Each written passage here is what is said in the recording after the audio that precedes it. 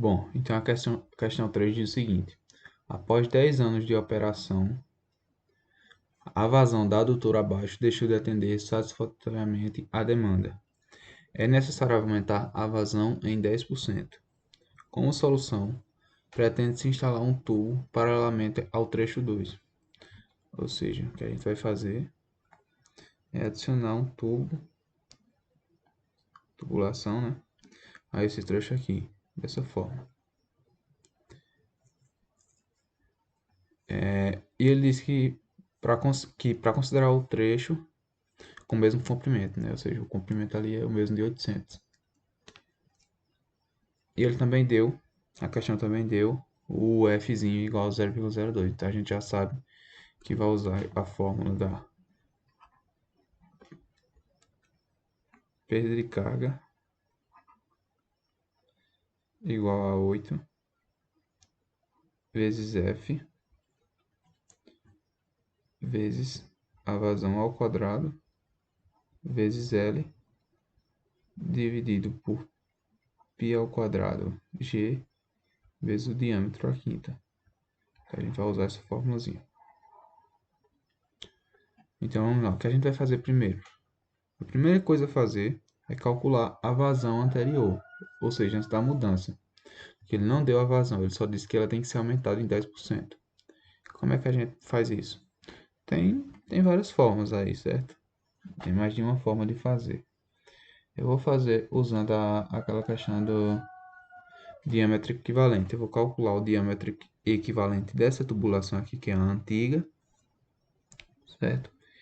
E jogar nessa perda de carga aqui, porque o L equivalente eu posso considerar igual a soma de L2 mais L1, certo? Aí eu vou saber o L equivalente e o D equivalente. E como eu sei a perda de carga total, que é 30 menos 15, ou seja, a perda de carga total 30 menos 15 dá 15 metros. Eu sei π e G, eu sei o 8, eu sei o Fzinho e o L e o D. Eu descubro quem é Q. Assim eu descubro quem é a nossa vazão anterior. Então vamos lá. Como a gente tem tubulação em série, a tubulação em série, a gente tem que lembrar que a fórmula é essa. L equivalente sobre D equivalente elevado a 4,87 é igual a L1 sobre D1 mais L2 sobre D2. Então, claro, elevado a 4,87. 4,87. Então a gente só aplica. O L equivalente a gente pode considerar como sendo a soma de L1 mais L2, que vai dar 1.800. Certo? Logo, a gente já pode colocar aqui 1.800 sobre D equivalente elevado a 4,87. L1 é de 1000 e o diâmetro de 400 milímetros. Passando para metros, o diâmetro 1, né? A gente fica com 0,4. E isso elevado a 4,87. Mais o segundo trecho tem 800 metros. Dividido por diâmetro, que é 0,3, né? Em metros. 4. Isso vai dar 4,87. Então, quando a gente isolar o D equivalente aqui, certo? A gente isolando esse D equivalente, a gente fica com 1.800 sobre 368, 209,912. Isso tudo elevado a 1/487. Esse valorzinho aqui é referente a todo esse cálculo aqui, né? Esse valor aqui de baixo. Quando a gente calcula aqui, faz essa conta na calculadora e dá esse valor. Quando eu trago esse meu D equivalente para o outro lado multiplicando, eu passo ele para o outro lado dividindo. Por isso fica 1.800 sobre D equivalente. e elevado a 1,4,87 é porque eu quero isolar o D equivalente, certo? Bom, no final a gente sabe, a gente encontra o valor de 0,335 metros para o diâmetro, ou 335 milímetros. Agora a gente pode usar Hazen-Williams, certo? Então, usando Hazen-Williams, a gente, como viu ali, a vazão total é 15. 15, a gente aplica a mesma fórmula, 8 vezes 0,02.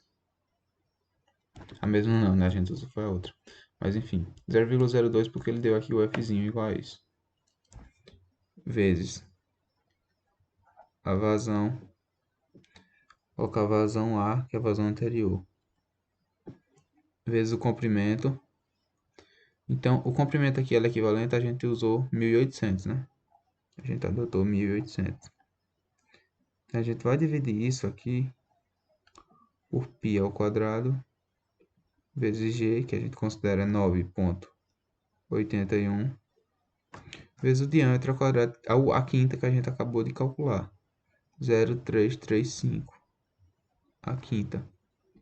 Bom, então, quando a gente fizer essas continhas aí, isola a vazão, a gente vai chegar em QA igual a 0,146 metros, 146 metros cúbicos por segundo. Só que não é essa vazão que a gente quer. A vazão que a gente quer, que é a nova vazão do adutor, vai ser 1,10 vezes essa vazão que a gente calculou, que foi 0,146. Logo, minha vazão vai ser 0,160 metros cúbicos por segundo. Pronto. Então agora a gente pode trabalhar na nova adutora. Como é que a gente faz isso? Então só vou desenhar o esquema novamente aqui, né? Não precisa nem desenhar, vou fazer o seguinte. A gente já tem desenhado aqui, vamos poupar tempo, né? Vamos fazer só tirar o print aqui.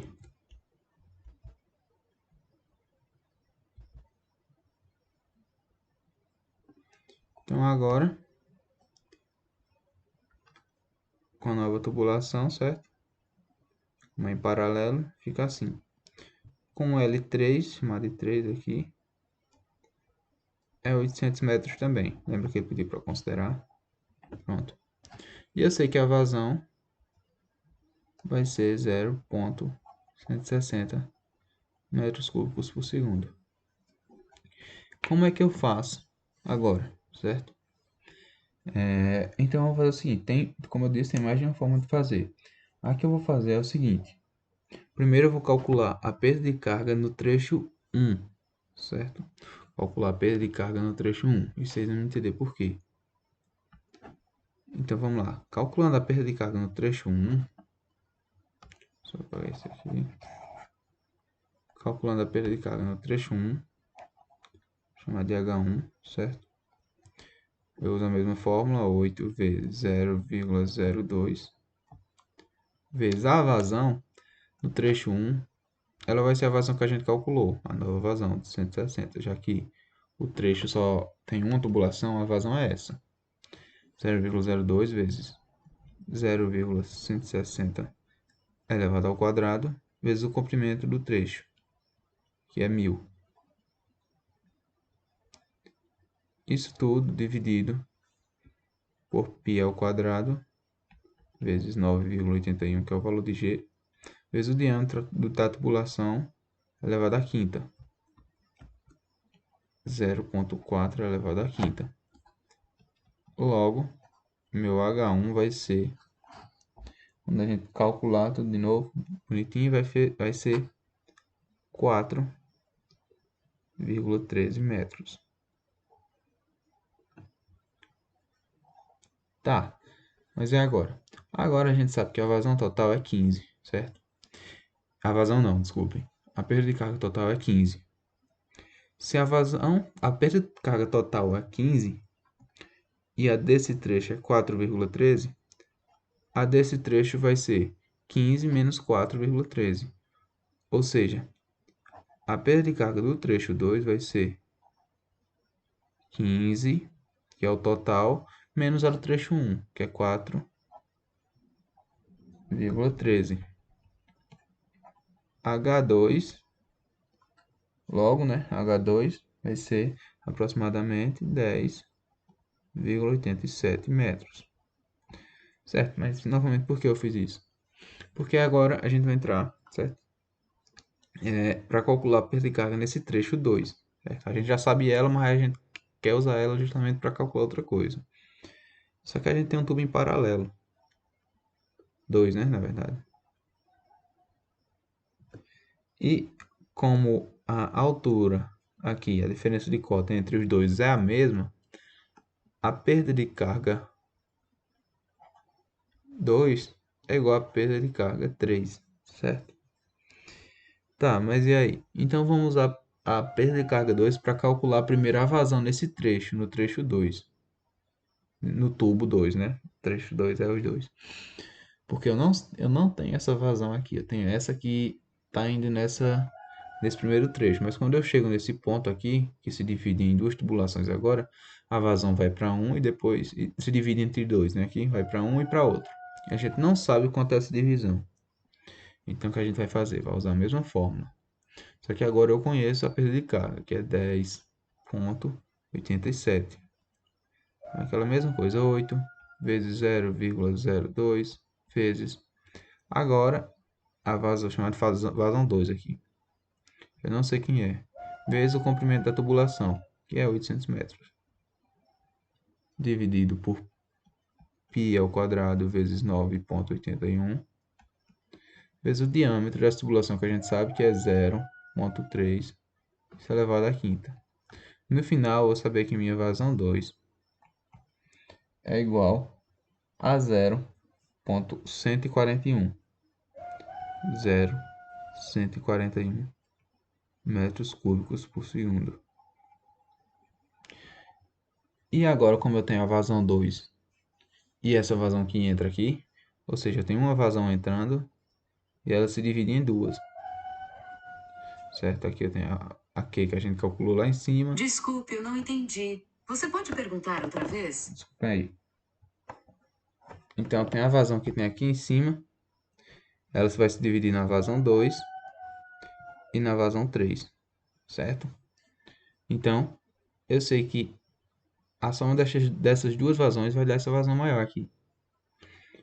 Ou seja, Q é igual a... Peraí. É igual a Q2 mais Q3. Eu só baixar aqui. Bom, então dessa forma, eu sei que Q é 0,6. Deixa eu trazer só para cá, né? Vou fazer aqui. Eu sei que vazão é igual a vazão 2. Opa, essa vazão aí a gente já sabe quem é, né? 0,160 igual a Q2 que a gente calculou. 0,141 mais a Q3, que é quem a gente quer. Então, só preciso jogar para o lado de lá e subtrair. Então, fazendo essa subtração simples aí, a gente chega que a vazão é 0,019 metros cúbicos por segundo. E agora a gente pode fazer Haas-Williams na terceira tubulação, certo? Por quê? Olha só. Então, fazendo Haas-Williams na terceira tubulação, o que a gente tem? A perda de carga é a mesma, lembra? H2 igual a H3. E a perda de carga H2 foi 10,87. Logo, a perda de carga 3 também vai ser. Isso, mesma coisa. 8 vezes 0,02 vezes a vazão a gente acabou de calcular. 0,019 ao quadrado vezes o comprimento da tubulação. 800.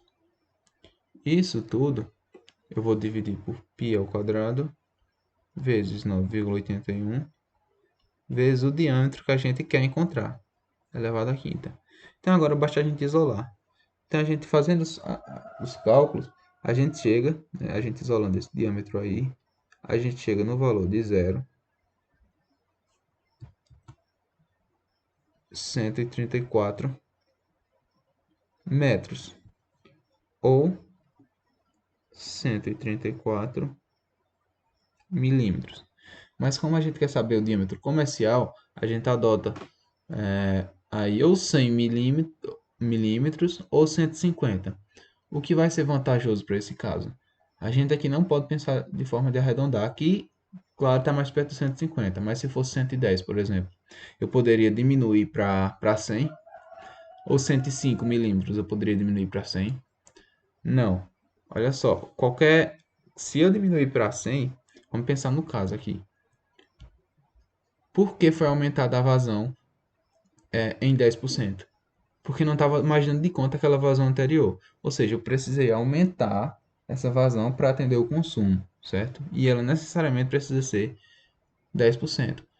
Se eu diminuo o diâmetro necessário, que é esse aqui, eu vou diminuir minha vazão, certo? Vou diminuir minha vazão. E isso não pode.